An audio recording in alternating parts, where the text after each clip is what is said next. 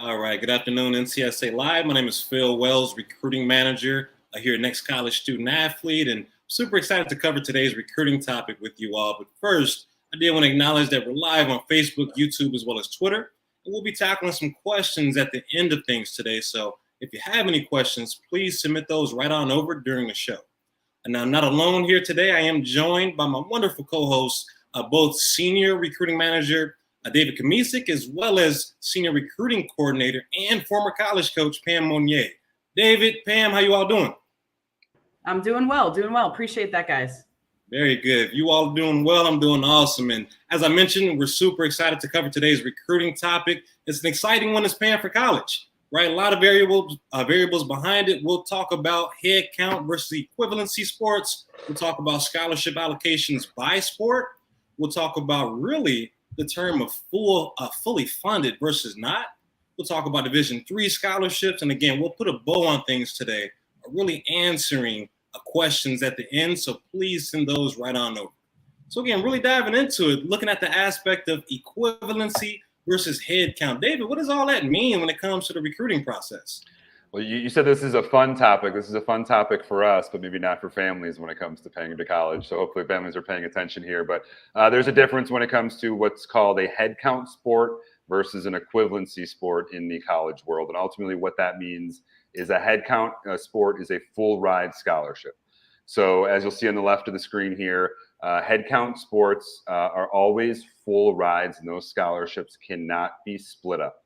And this is only really found at the Division I level. So for basketball, FBS football for men, and then for women's basketball, tennis, volleyball, and gymnastics, any student athlete that receives a scholarship in any of those sports is getting a guaranteed full ride. Now, on the right side of the screen there, you can see the equivalency sports, and that's pretty much everything else at the Division I level, all of Division II, all NAIA schools as well. And these are meaning that college coaches have scholarship money available to use, but they're able to break up that athletic money to necessarily give student athletes a full ride. But they may say, okay, student athlete A, you're getting 50% of an athletic scholarship. Student athlete B, you're getting 30%. So coaches have this sum of scholarships available for their program. And for pretty much all those sports that we listed in the D1, all D2, all NAIA sports, again, coaches can break those up, unlike the head count sports, Philip, in which, again, if you're getting a full scholarship as a D1 FBS football player, women's volleyball, women's tennis, gymnastics, basketball, men's basketball, that is a full scholarship covering your tuition and everything involved. So again, big difference there between the head count and the equivalency. And as that graphic showed, the majority of sports, the majority of division levels, you're looking at that equivalency money, Philip, coming through, where it's not, again, a guaranteed right that you're going to be getting a full scholarship. Absolutely. And really important to know the difference, no matter where you are in the recruiting process, right? You want to know what you possibly can be presented with. That way you can dictate really your outcome overall.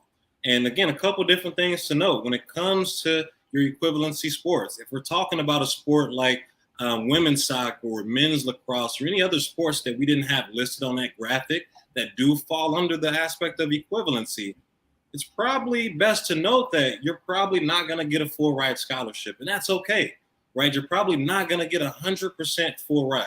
And there's a lot of other avenues you can actually partake in to help get college paid for. There's tons of other things, and we'll talk about them a little bit later. But again, it's very important to note that if you play a sport and it falls under equivalency in the college umbrella, you're probably not getting a full ride. Now, furthermore, when it comes down to those sports, right, it's really important to note that if you do receive an athletic scholarship, grades will be the dictator, right? They will be a key dictator behind it. And ultimately, when we look at some of these coaches under the equivalency sports, it can be a challenge, right? We're talking, as David referred to, we're talking about splitting scholarship money up. That can be a challenge for college coaches. So one key variable that helps them determine who gets what and how they want to divvy up the money is really factoring in your grades. So really, really emphasize the importance of grades, understand the importance of grades rather, and make sure that's the main focus that drives everything else. And again, we're student athletes, not athletic students. So really important in that regard. And again, from the difficulty of a college coach, let's hear from it a little bit, Pam. When we look at some of your experience and, maybe looking at some of your team's makeup in the past, whether it be those on financial aid, those getting some kind of athletic scholarship, or maybe no funding at all. What did that really look like for you? Yeah, the majority of my experience, in fact, all of my coaching experience was through the Division III level. And I think with that being said, we had to be very thoughtful about the conversations that we were having with prospective student athletes for our programs, because a lot of Division III programs do have a high sticker price, and being able to kind of sit families down and have the discussion of how we can allow them and help them pay for their college experience was really valuable to my abilities to recruit athletes as a coach.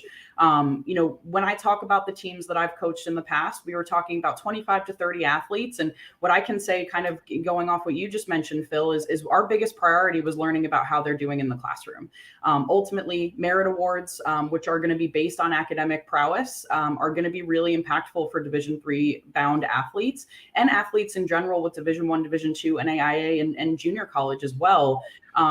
When we broke things down with these families and talked about what they could be provided, in a lot of cases, the academic awards that they'd be receiving were going to be very competitive, if not more fruitful than a Division I or a Division II NAIA athletic scholarship. So that's not to say that there's one route that's better than another, but ultimately it's all about having those conversations with those coaches and ensuring that you're making the decision that's going to be the most fruitful for your student athlete, for your experience, of course, athletically and academically, but in addition, financially, and making sure that works. Through my recruiting, I would say in the institutions that I've coached at, I would say probably 99% of the athletes that I've coached receive some form of either merit or financial based aid, which is something that I think a lot of families are afraid to really look into, because all they're hearing in some cases is, where can I get an athletic scholarship? There are a lot of other avenues to get college paid for, at least in some capacity, and being open-minded across all divisions is really valuable in that process. Yeah, that's actually a mind-boggling point there. When you look at 99% of the athletes in your former institutions, Pam, being those that receive some kind of aid outside of athletic scholarships, and I absolutely agree. Right, that's the buzzword: athletic scholarships. It's typically not the most frequent way of paying for college. Right, so really good point there to expand there, Pam. That again, there's a lot of other avenues you can take outside of athletic scholarships, and athletic full scholarships are certainly not super frequent. They are more rare than not.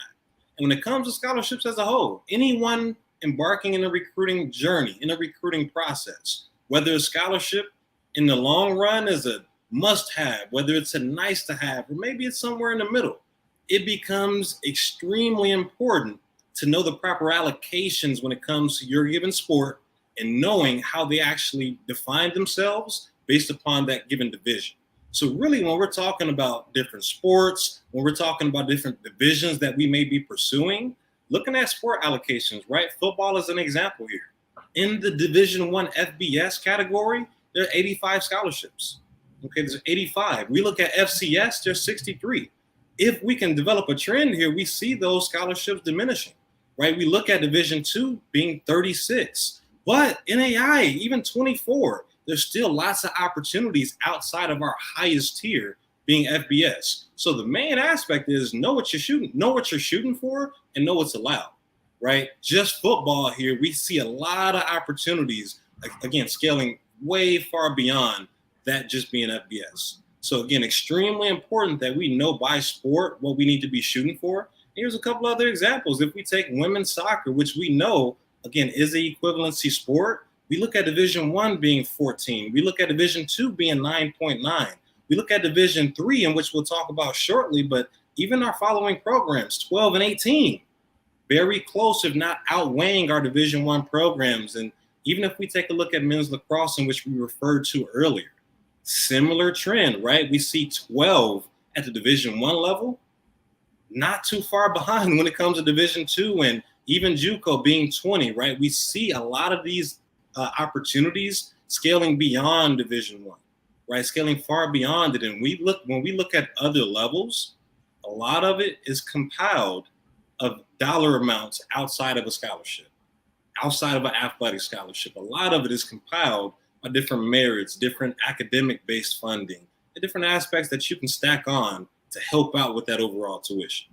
That brings me to another well-rounded point here. Make sure if your sport is not listed, if we haven't talked about it, go to our website, ncsasports.org. Make sure you're looking at your specific sport in the division that you're looking to pursue so you can know what you're shooting for. Now, within our journey towards finding specific colleges, fully funding or being fully funded is another buzzword, right? And it's something that we need to be aware of. That way we can know if this is the best fit program for us. David, expand a bit. Yeah, Jim, I don't know if you can pull up one of the soccer or lacrosse graphics that we had, but ultimately a fully funded program means that the school is utilizing all of the scholarship money available. So in men's lacrosse, for example, a Division II school, they have 10.8 scholarships available for their entire program. And that team could consist of 30 to 40 players in some cases, but not every program is fully funded by that school or that university. So although at a max under NCAA rules, I'm allowed to use 10.8 scholarships as a Division II lacrosse coach, that school may come to me and say, hey, we can't afford to use all 10.8. So for this next class, you're allowed to use 8.8 scholarships for your program. So again, each school is going to be a little bit different in how they approach that. Obviously, with COVID and some of the financial things that may have happened to universities over the last couple of years, some schools may have cut that back a little bit. But again, not every program is going to be fully funded. Kyle Winters, who's one of our colleagues here who does Facebook Live with us quite a bit, talks about a college coach that he knows on the softball side, a Division I coach that had, again, a mass sum of scholarship money that they could use under NCAA rules, but their university came to them and said, hey, we can only have you use 50% of your allotted 100%. So again, each school is going to be a little bit different. So again, not every school is going to have the full amount available to use when it comes to these equivalency sports. That's something really important to know, Philip, because again, that can really dictate, again, the type of amount of money that maybe you can be asking for. If you're trying to negotiate that scholarship money, it's a big piece to it. But I think the point that you brought up earlier, we're talking a lot about academics here and the importance of academics. And ultimately, the higher your grades are, whether you're a D1, D2, D3 athlete, whatever the case is, the more doors that's going to open up, the more potential for scholarships. So again, those coaches can maybe stack that scholarship money up, give you half of an athletic, maybe half of an academic scholarship. Again, the higher the grades are, the higher those test scores are, the more money that's going to be not your responsibility after you graduate and have debt and your parents are having to pay for it, you're having to pay for it. So student athletes, we preach about grades for a reason. Stay on top of your grades, very important. Help your parents out, make sure those grades are high. And ultimately, again, that's going to be the best likelihood that you have higher funding towards your tuition. And the overall point of it is, when it comes down to fully funded or not fully funded, is ask, right? If you're a student athlete, if you're a family, make sure you communicate that to the coach. Don't always assume that they're going to volunteer that information. Be proactive and get ahead of it. Because again, if you're looking at a baseball program with, again, 11 and a half, a little bit over scholarships, and maybe they're not fully funded and they only have 8, maybe they only have 7, and those 7 are already accounted for, well, that may cause you to adjust your approach a little bit when it comes down to actually looking to get recruited by that program. So really important, keep those grades high and make sure that communication is high as well when it comes to what a specific college has when it comes to funding, as well as what they have as far as remaining allotment. So with that, looking at our next point here, we've alluded to it a little bit, talking about Division III and some of the different possibilities to go to a Division III program, have it funded. We know Division III programs, Pam, don't actually have athletic scholarships when it comes to the term. Talk to us about just some of those ways that are overlooked where we can actually get Division III paid for. Yeah, absolutely. I think the big priority here when we talk about making sure you're finding the right fit is covering all the bases. And one of the greatest values of Division III programs is they make up 40% of colleges across the country. So immediately, if your mentality going into your recruiting process is, I'm only looking for an athletic scholarship, you're eliminating 4 in 10 schools right out the gate. That could be a fantastic fit. And ultimately, what this boils down to is, as you progress through your process of identifying schools that could be a potential fit, if we eliminate 4 out of 10 of those schools, you may be overlooking a school that could be the perfect fit for you, both academically and athletically, And it's one of the things that really comes into play for a lot of families who make the assumption that it's not going to be affordable if they can't get an athletic scholarship. Ultimately, at a lot of institutions, there's FAFSA-based aid, financial aid, as well as merit award scholarships. And it really goes back to what both David and Phil have mentioned. Your academics are extremely valuable. And ultimately, the better your grades are, the more opportunities you're giving yourself to receive financial aid that's going to be very, very beneficial to you long term. Big piece of the puzzle there. I think ultimately, when we talk about how we break things down in regard to Division III, you really don't know those answers until you submit your application and see what potentially could be a good fit. Being able to make those comparisons from school to school when you receive your financial aid packages with the merit award included. A lot of families, especially with the majority of Division III programs being private schools, get really turned off immediately when they see the sticker price above $60,000, for example. And ultimately, very few student athletes and students in general are paying $65,000 when they attend these schools. One great way to look into things is check out the endowments of institutions that you're looking to apply to. If you go down that route and you see that they have a pretty hefty endowment, a lot of that money is likely going to be given to the students that are applying to the school in order to make things reasonable financially for them long term. And that's a big piece of this puzzle as well, is ensuring that you're covering those bases, not to eliminate schools simply because they don't provide you with that athletic scholarship opportunity. And the unfortunate reality is there's a lot of assumptions about Division III not being financially reasonable, when in reality, in comparison, it could be more reasonable and it could be a better value for your student athlete or for you as a student athlete long term.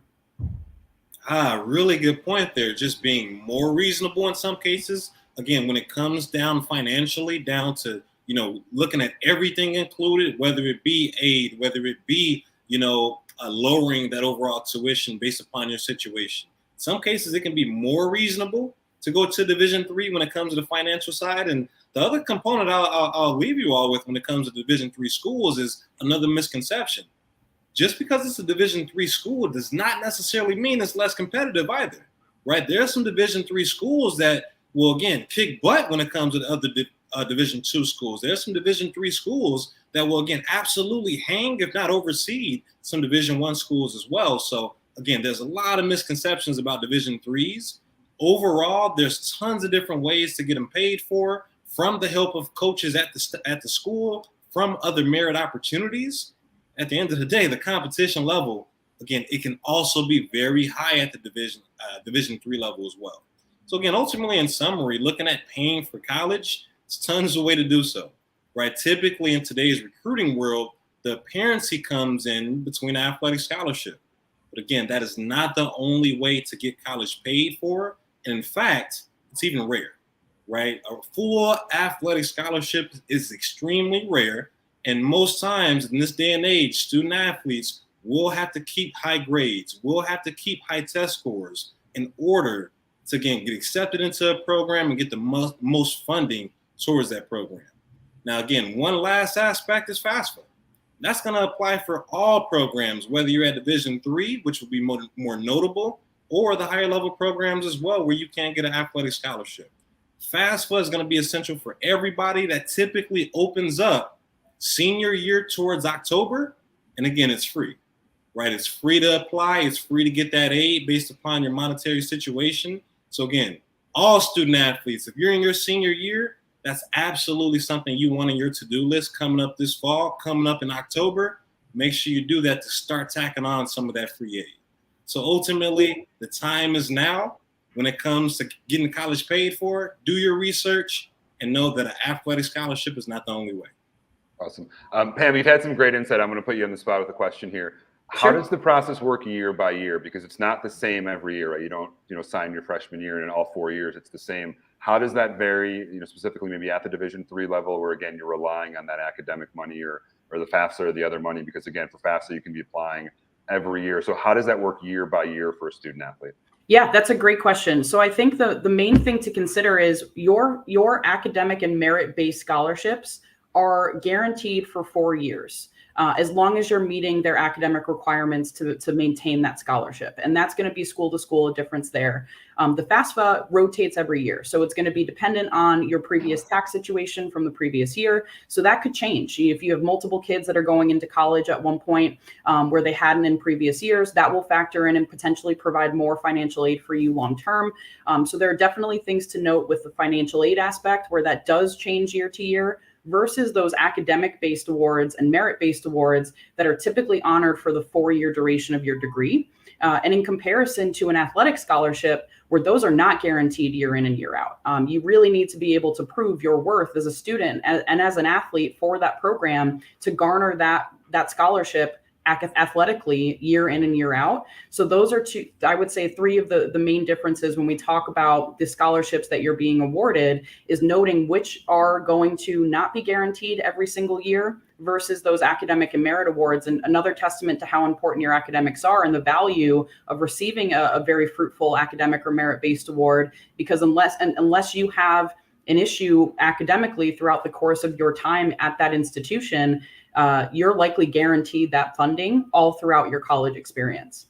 Yeah, and in the equivalency sports too, they can kind of add that. So again, for those D1, D2 sports, NAIA sports, if you're at maybe a quarter of a scholarship your freshman year, maybe your sophomore year, that gets bumped up to 40%. So again, there can be some, I think, some adjustments there with the scholarships year by year too. So again, it's not you sign that and it's good for 4 years. Again, it's very year by year, and especially with the craziness of transferring and that new trend. Yeah. Especially and it goes both ways. It goes both ways. I mean, you could lose part of that scholarship, or you could, really show up and prove yourself, be a walk-on to a team and earn that scholarship. And we've all seen those videos that they post when an athlete gets their dorm room door knocked on and they're offered that scholarship for that final year, which is, I mean, I'm getting the goosebumps just thinking about that. But ultimately, yes, there are ways that can work both positively and negatively. But the great thing about that academic award is very typically that's going to be guaranteed to you as long as you continue to prove yourself in the classroom. Awesome. Yeah, great insight there. And again, if you guys have any questions specifically about your student athlete, I know we're covering a very broad topic with a lot of little nuances that go into it. Reach out to us at ncsasports.org. Drop us a line there, and we'll be more than happy to connect with you about your student athlete. But we've got some questions coming in from some families here, so let's get to as many as we can here over the next 10 minutes or so. First one comes from Richard. I'll handle this one. Can a foreign basketball player enroll at a U.S. college and get a full scholarship? Again, Richard, certainly, foreign student athletes not in the U.S., they can certainly be eligible for scholarships as well. Again, it's going to depend on the division level. Again, for Division I men's basketball, every scholarship is a full ride.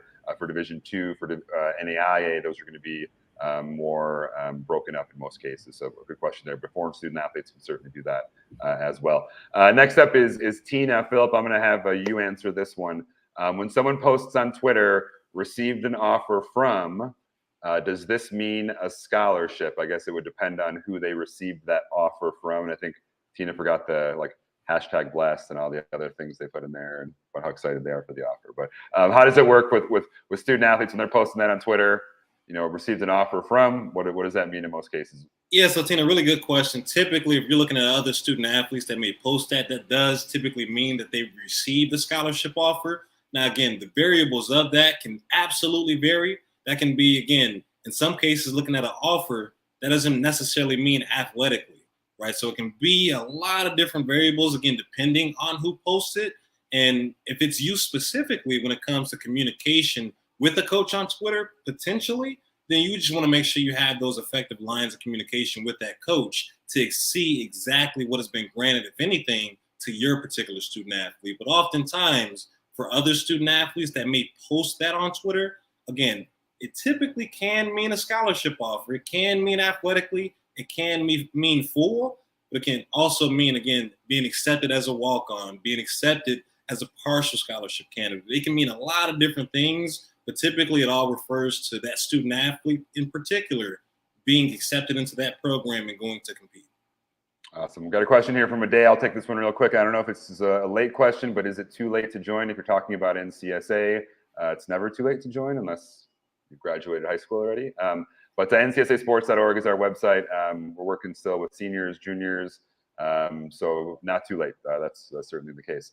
Got a great question here from Lisa. This is kind of a two-parter. So Sun Javian's be a junior this year. Coach is already saying they're interested in him. So when can colleges start physically talking to him to be a potential prospect? So for the majority of sports, Lisa, the summer between your sophomore year and junior year is really when those floodgates will open. So depending on the sport, it'll be either June 15th or September 1st between sophomore and junior year. And that's when things can really kind of flood open. And that's when the direct communication can start coming from a coach to a student athlete. But a student athlete can initiate contact with the college coach at any point in that recruiting process. So freshman, sophomore year, student athletes can initiate the contact.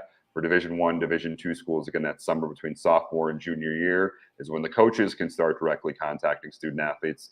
For Division III, NAIA, and junior colleges, there are no restrictions in terms of when a coach can contact a student athlete. So if I'm a junior college coach, I can talk to a freshman in high school, begin to have a conversation about their recruiting.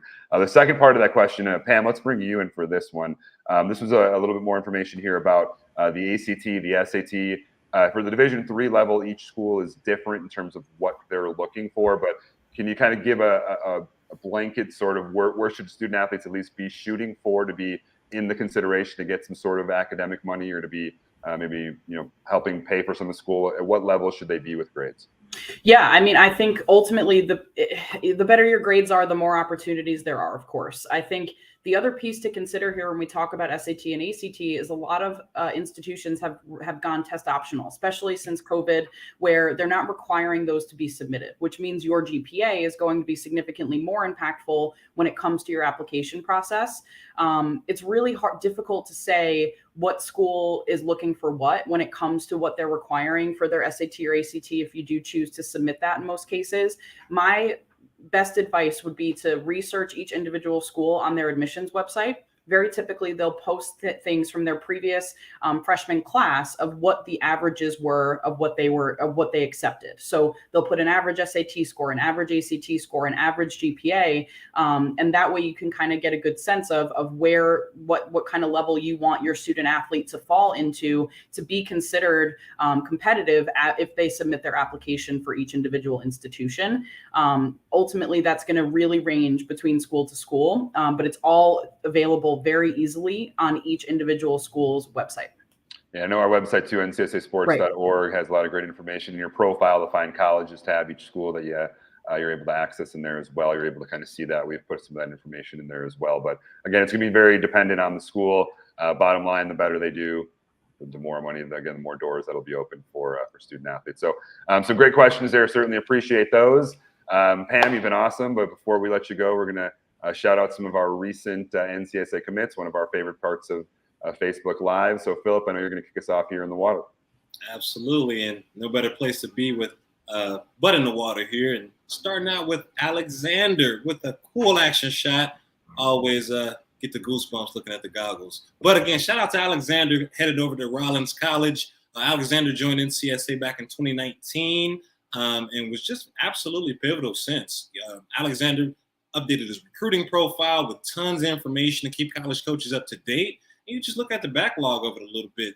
Alexander, since 2019, has had 414 searches from college coaches, 87 separate views from college coaches, and 58 direct follows from college coaches, which is extraordinary when it comes to college coaches and their time between recruiting the diverse athletes all across the country. Really, really impactful there for Alexander. And ultimately, he's found a good school there, Rollins College, Division II program, right in his home state. So again, huge congratulations to Alexander. I'm jealous of the action shot. We send you on your way with the best. I don't know if it was a butterfly. Is that a breaststroke? I'm not a swimming expert. We need Kyle Sorensen in here. Where's Kyle? Kyle can tell us. Awesome. Congratulations to Alexander there. Kelly Mack is a field hockey student athlete from New York. Kelly is just about wrapping up her junior year of high school, but already made her college decision. She's going to be heading just a state over there to the west of New York, Pennsylvania, the University of Scranton, which is a Division III school. The Royals, by the way, University of Scranton Royals. But Kelly and her family were very proactive in the recruiting process prior to connecting with NCSA. They had kind of made some leeway there as a freshman and sophomore. Really got going with our network at the beginning of Kelly's junior year just to really make sure they were dotting their T's, crossing their I's in the recruiting process, really cast that net to make sure that they were exploring all options and opportunities out there. And Kelly hopefully found a great fit there at the University of Scranton. And again, she can now enjoy her senior year. The monkey's off her back, and that decision's made. So congratulations, and best of luck to you doing your senior year here, Kelly. And Philip, back to you, back in the water. There we go, back in the water to round things out with another great action shot from Nate, the goalie, headed over to Maryhurst University. Shout out to Nate. Nate joined NCSA at the back half of last year, right in the midst of the pandemic. Really, really acted fast. Obviously, not a lot of time left for Nate in the recruiting process, but again, really, really found his overall home at Maryhurst University. Just taking a little bit of a backlog, looking at the many messages that Nate sent out. Number one, Maryhurst opened 15 out of 15, just 100% of all messages exchanged. Maryhurst was, in fact, a 95% match with Nate's original preferences towards college, as well as what Maryhurst was looking for out of an athlete. And lastly, something that I just have to mention regarding Nate. When it comes to Nate's recruiting profile, he's included a personal statement. It's titled Very Organized. It's broken down between athletics, his character, as well as academics. But in the character title, Nate enlisted that he goes by the mayor. And he goes by the mayor. He's been going by the mayor since preschool because of his innate leadership ability. And he empowers himself to help his teammates in that regard. And I think that's a well-suited name there. Shout out to the mayor. Shout out to Nate. Again, headed over to Maryhurst University. So with that, in that regard, hopefully we see some smiles there. Hopefully, we brought things home with the mayor. Hopefully everyone enjoys their shout out as far as our commits there. Hopefully all of our audience enjoy just different ways to pay for college. Obviously really important. And if you have any further questions, please reach out to us. We are here to hold your hand through this process and give you more information. David, Pam? Yeah, awesome stuff, Pam. Great information. So we appreciate you hopping on. And again, this is always available too on our YouTube page, Facebook page. So send this information out if you have any student athletes or families looking for more information as well. But awesome stuff. We'll be back here again next Tuesday, 2 p.m. Central, like we always are. Hope everyone has a great rest of their week. See you all. Thanks, guys.